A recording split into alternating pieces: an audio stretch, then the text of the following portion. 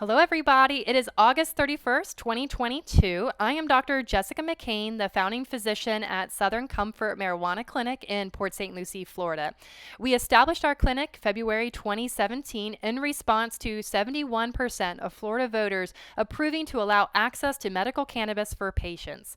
We were the first such clinic in St. Lucie County to provide such services, and we're a dedicated cannabis clinic specifically to focus on the value of expertise. And over the years, we have garnered a solid reputation. We've been awarded recognition and expanded to include multiple physicians, helped around 5,000 patients, not all at the same time. We care for a lot of terminal patients. But my vision when I had built this clinic was principled on accessibility, affordability, and advocacy. Since I have been around for 5.5 years, I have seen the transitions with the state cannabis program multiple times, and almost always in a fashion that creates chaos. My understanding is that an advisory committee was developed to help guide the Department of Health in 2019, but has essentially been ineffective due to the lack of collaboration, and other political advocacy groups have hit roadblocks too. So I am making this video for our patients, my community, fellow physicians, as well as advocates and legislators, not to review all the previous problems that I could explain from the perspective of an active cannabis care physician as well as business owner, but rather to explain some recent changes that were enacted by the state that further limit the patient's access to medicine and, of course, increasing costs across the board for everybody in the cannabis business. So I am referring to the recent Emergency Rule 64 ER 22-8, which is implemented hastily through an email that was sent Friday, August 26. I received mine after hours, and it was immediately effective starting Monday morning. And basically, it's a complex, arbitrary numbers game putting limitations on what patients are allowed to purchase, and there are special exemption form requirements that are kind of scary the way they're written. So in full transparency, the original statutes did grant authority to the Department of Health to set limitations on dispensing. However, this is an emergency rule, and it was pushed through without any prior notice or ability to contend or to prepare. It was my understanding, actually, that the state of emergency in Florida ended June 2021 per the governor's decree, which officially ended telemedicine for medical cannabis visits. That's why we don't do those anymore. So I don't understand that. And today we have patients terminally ill going to dispensaries and unable to make purchases because they were going for their routine medicines, but based on what they had purchased within the previous 70 days does not follow the new limitations. And it's going to be several weeks before they're able to make a purchase again pending approval of these exemption forms. And here we are a few days in, and I've been attending multiple statewide meetings with other doctors and dispensaries, other staff, on just trying to how to interpret these forms. What our workflows are going to be. Are we going to band together and go against the state? Who knows? We all have different opinions. So I will say now and at the end of my spiel that I encourage all to contact the state elected officials to complain that the voters' will is just not being followed. You can you can find the contact information for your representatives on a Google search. For example, www.myfloridahouse.gov/findyourrepresentative. You can also file a formal complaint with the Department of Health through a form on their main website, which is www.knowthefactsmmj.com, or send them an email, OMMU complaints@flhealth.gov. And actually, at this point, I discourage calling the Department of Health to make a complaint because, number one, you're just speaking to a secretary who's been hearing this all day long, and she has no power. Your phone call does not provide any type of paper trail for your complaint. And number two, this is bogging up the phone lines for physicians and patients who are also needing to clarify issues. And we want the staff at the Department of Health to get back to doing their jobs and improving applications and all these other legal forms in a timely manner because they directly impact patient care.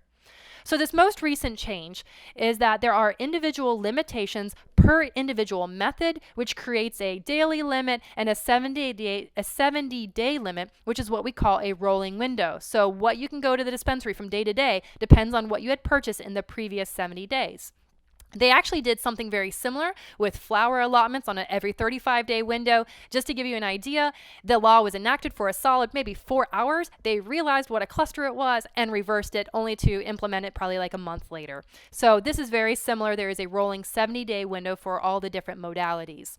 So no physician, though, can see any of the rationale as to where these limitations originated, certainly not in any way part of science.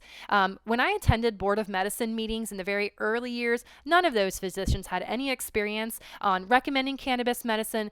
None had even taken the state of Florida course to be legally certified to do so. And these are the people who are making your legal decisions which impact medical care. In a nutshell, the various methods that are available to patients, which is actually really amazing, the opportunity that is there, because a lot of our patients may come in only with the experience of smoking cannabis, and now we can provide to them healthier methods like edibles, which could be like chews and chocolates, oral capsules, sublingual tinctures, mints, lozenges, powders you can mix in your drinks, topical products like lotions and patches, suppositories, vaginal cream, inhalational vapes, raw flower that you can smoke, vape, or even eat. All these different methods have different time frames and actually different chemistry effects. But what we have to do now is that with each individual method, you're only allowed 350 milligrams each day. So we have to play numbers game to select which modality someone is going to be using while considering how these things are packaged at the dispensaries. There is a flower exemption as well, but this actually probably poses the greatest legal risk to submit and will not be considered lightly. And I know a number of physicians, it's probably split 50-50 whether they're comfortable doing it at all. So we can make exemptions, but one, this is pending the approval of someone who we don't know who, could take up to 14 days, and I am not sure how patients or offices will be notified of approval. Number two, the scrutiny of this unnamed consortium. They may require medical records, and physicians have to submit to providing these medical records without a subpoena, without patients signing any waivers to release records. This group, if they deem that for whatever reason the increase in milligrams was not medically necessary, then physicians are at serious risk. We're talking thousands of dollars of fines, legal fees, misdemeanors, possibly felony charges, and imprisonment. So there is obviously hesitancy going around this.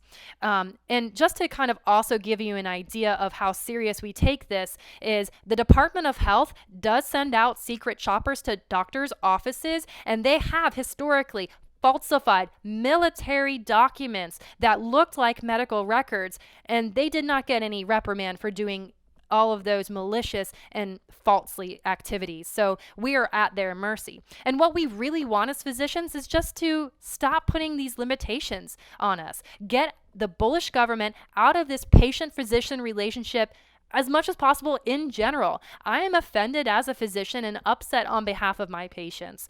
Cannabis medicine is a harm reduction. With successful use, we can get patients to minimize pharmaceuticals, can mitigate the process and symptoms of disease, improve the quality of life, and it reduces the legal risk when someone is going to a black market instead. So we just want them to quit making more hurdles that ultimately reduce the access to medicine that was voted in. The Department of Health consent form includes acknowledgement that is signed by both the patient, physician, and a witness that states we understand and we allow you to self-dose. We, as a clinic, provide education on how to use cannabis effectively and safely, how to combat the stigma with evidence-based medicine, and provide resources to share with friends and family. We also understand that a patient may use higher milligrams because maybe the products they purchased don't work, or maybe they cause some unpleasant effects and they want the opportunity to try other modalities.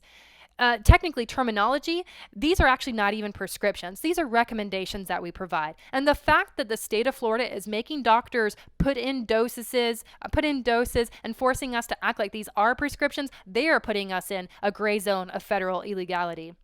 I'm going to break down a little more about these complicated issues just specifically to this emergency rule and the hardships that patients may experience. So they can have the loss of the ability to try different methods. Previously, we allowed patients to have access to all methods because they're adults, they're educated, and it's a very low-risk drug.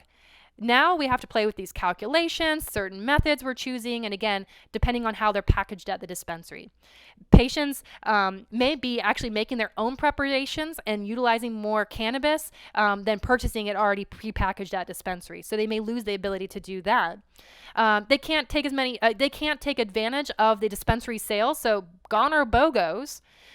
Require more frequent trips to a dispensary. And this can be especially problematic. We have patients with challenges getting to our clinic twice a year because of physical disease or limitations, the cost, they have to pay Uber medical trips to come to us. So, for example, if we allot 50 milligrams a day for a topical, that patient has to wait 5 days to let those milligrams accumulate so they can make a purchase. And they have to do this and calculate this for each different modality, how many days they have to wait before they're even allowed to make a purchase. These math games are confusing.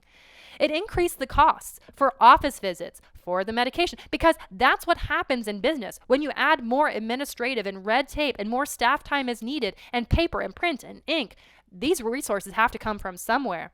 We're already using multiple softwares. We have 4 different legal forms to submit to the state. That's more than 13 pages for each patient. It's purposefully complex. It makes you wonder, are they trying to make this program implode?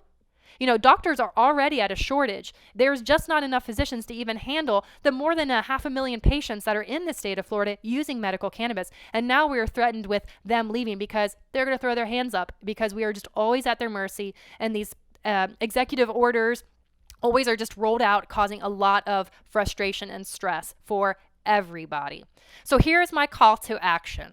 Call to action. Number 1, know that these rules do not apply to CBD and CBDA products. And you really should truly consider using these important cannabinoids, which can complement and enhance your cannabis effects. That's what they call the entourage effect. And if you're not familiar with the difference between CBD and CBDA, I encourage you to check out the website by Dr. Dustin Sulak. It is www.healer.com. Our patients, please try the milligrams that are allotted or limited by the state. If you are then failing to achieve success, we can start the exemption form process, but you must be able to verbalize exactly what you're doing for our documenting needs. Emails are preferred, and because we also need to keep our phone lines down and available for daily business needs. Know your patient portal on the OMMU registry, how to access it, how to know how many milligrams you are allowed to purchase before you get to the dispensary. And number 4, understand that I am not going to be a martyr. I accept enough legal risk, and I am hearing the hesitancies of fellow cannabis providers, and I have similar reservations.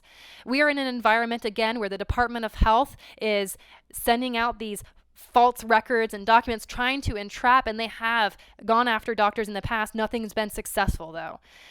But it does provide a great deal of stress and hesitancy, right?